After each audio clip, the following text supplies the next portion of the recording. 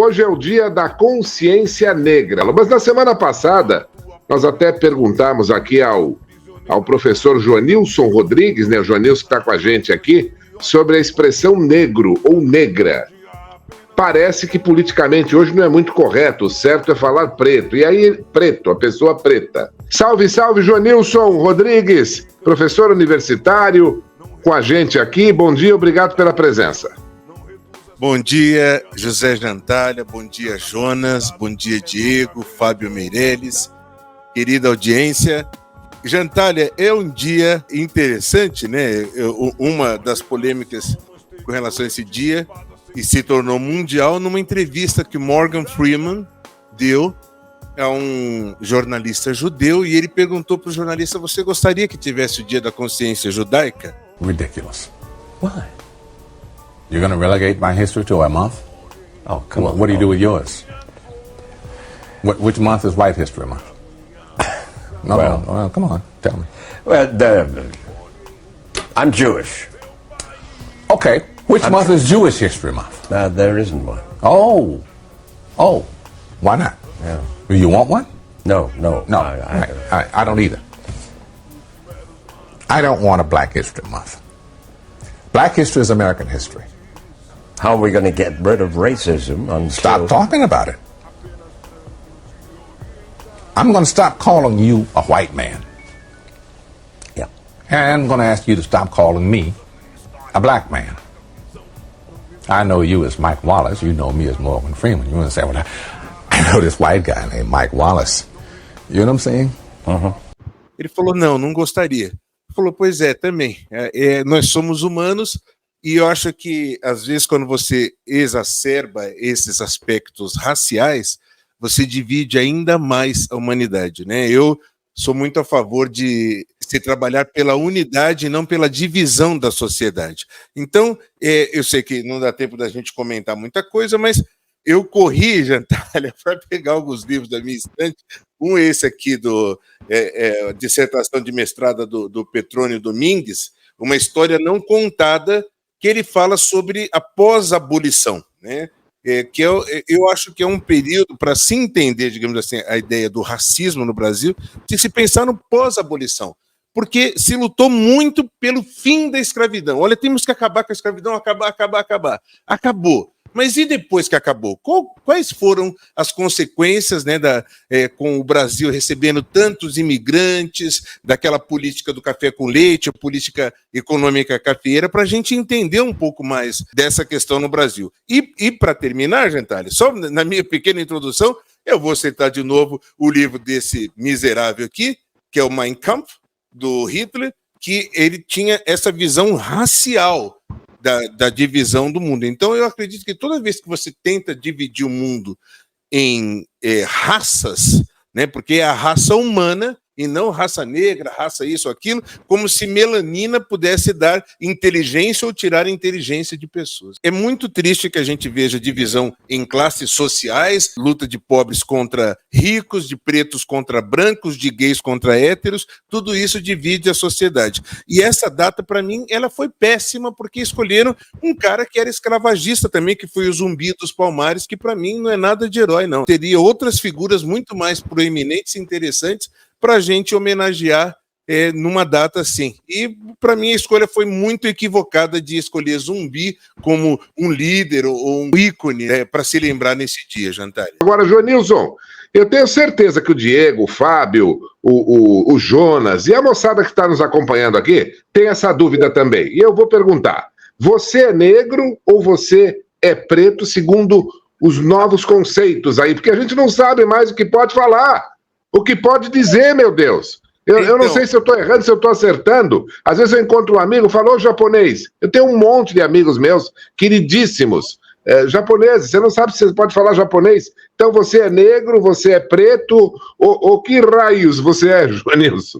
Na verdade, por conta dessa guerra racial, se tem muita essa questão. Na verdade, o Brasil é um país miscigenado. Então, por exemplo, a minha avó era branca, gaúcha, do Rio Grande do Sul, meus avós negros, metade da minha família é branca, metade da minha família é negra. E essa discussão vem pelo estudo da linguagem, Jantalha. Então, o que acontece? Sempre a palavra negra ela é associada com coisas negativas. Então, por exemplo, a lista negra, uma mancha negra. Então, tudo que é falado com negro, geralmente é associado a uma coisa negativa. Ninguém diz assim, olha, fulano ganhou uma nota negra na loteria. A pessoa vai falar assim, ganhou uma nota preta na loteria. Então, o preto passou a ser associado como o branco, só a cor, e o preto seria só uma cor. E que o preto, ninguém toma um café negro, toma um café preto. Sabia não?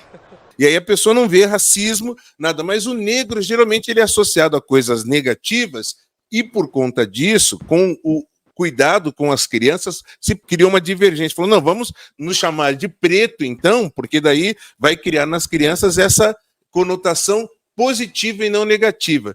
Ué. Mas, para mim, Jantalha, não faz a menor diferença. Você vê que na direita tem o Hélio Negrão que é amigo do Bolsonaro, tem o Negrão lá que comenta na Jovem Pan, que é catador e tal. Então, muitos dos meus amigos na minha adolescência me chamavam de Negrão, e eu acho que não tem problema nenhum. É como quando o Bolsonaro falou da jornalista japonesa, tem inclusive a minha amiga do judô, Soraya André, que ela se diz japonegra, né?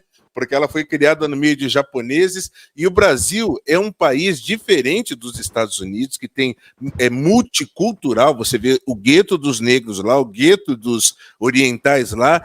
Então, não é um país que se mistura. O Brasil não é um país miscigenado, e não teria problema nenhum se não tiver essa conotação de desprezo, de depreciar alguém. Então, se chamar de negrão, Joanilson, aquele negrão lá, comentarista negrão, lá não me ofendo de jeito nenhum. E aí, eu acho que é muito das pessoas, né? Como as pessoas são educadas a se ofender, a pegar aquele presente para si. Eu diria o seguinte, que você leva da vida o que você quiser, os presentes que as pessoas te dão. Então, não são as circunstâncias que são boas ou ruins, mas é como você vê aquela circunstância. A pessoa te dá um presente. Se for ruim, fica com ela, leva de volta para você esse presente. Se for bom, eu fico com ele para mim. Porque a gente fala assim que chama de racismo no Brasil preconceito de cor, mas o conceito global, universal, de raça não era esse. Tanto é que, para um alemão, um preconceito contra um judeu, às vezes, olhando para ele fisicamente, loiro de olhos azuis, qualquer problema. A mesma coisa nos Estados Unidos, que tinham chamado One Drop Rule. One Drop Rule. Você procura isso daí em alguns estados americanos, que tinha isso. Basta ter uma gota de sangue negro. Então, essa pessoa era branca, loira, de olhos azuis, traços totalmente caucasianos, mas ela tinha um ancestral, um tataravô, um bisavô negro, já era suficiente para ela ser considerada, por exemplo, negra. Então a gente vê o racismo, que é geralmente relacionado a etnias de origem, né, geográfica, de onde vem. Então você vê a questão na Espanha, os catalães, né, você ouve eles falando, parece japonês.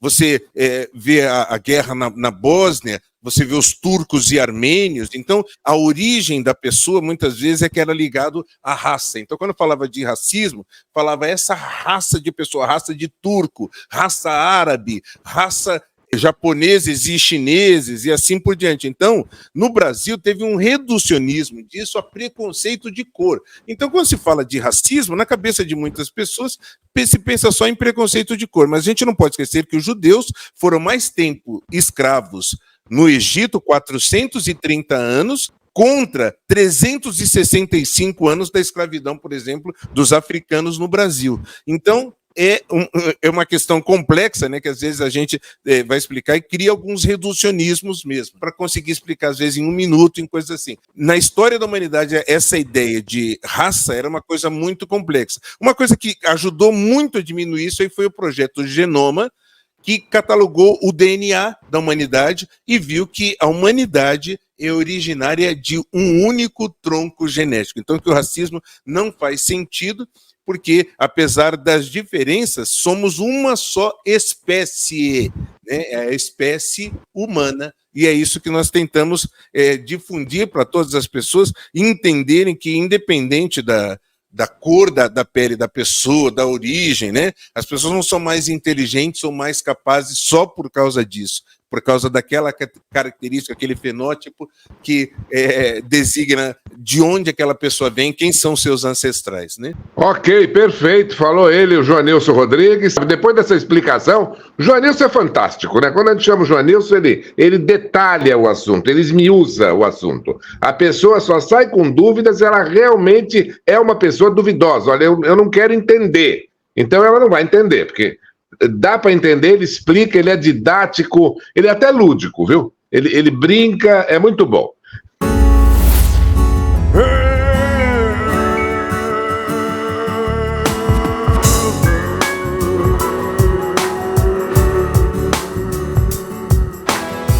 Não reduza a minha história, tua parca visão. Não reduza o prisioneiro às grades da prisão. Não reduza a raiz ao estereótipo vão. Não reduza a negritude a apenas um tom.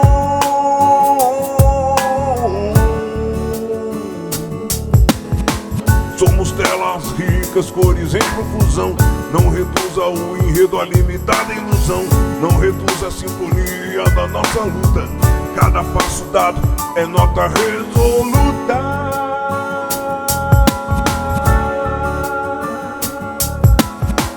De uma geração não estereotipada, sem grilhões nem medo, multiculturada.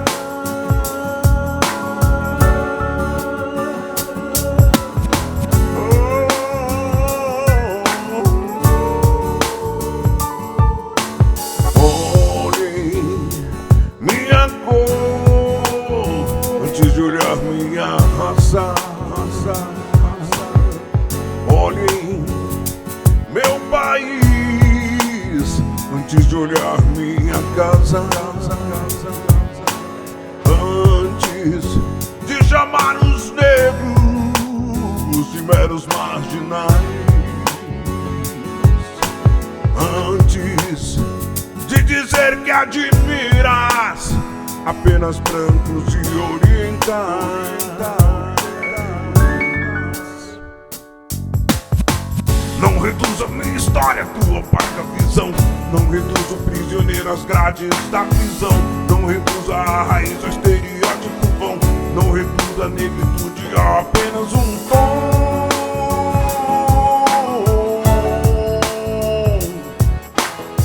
Somos telas ricas, cores em profusão. Não reduza o enredo à limitada ilusão. Não reduza a sinfonia da nossa luta. Cada passo dado é nota resoluta.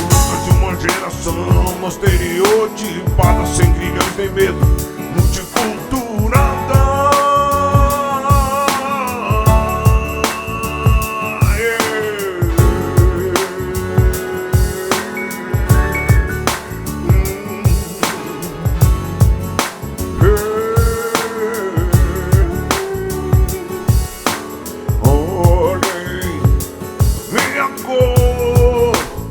Antes de olhar minha raça.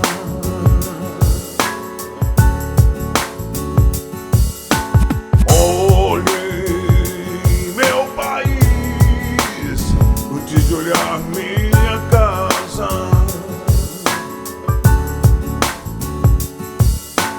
Antes de chamar os negros de meros marginais.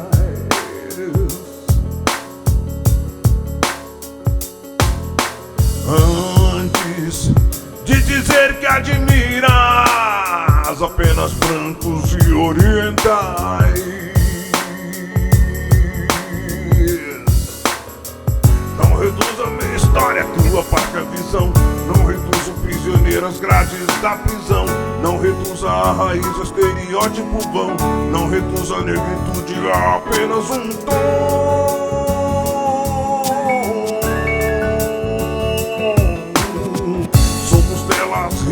Cores em profusão. Não reduza o enredo à limitada ilusão. Não reduza a sinfonia da nossa luta. Cada passo dado é nota resoluta.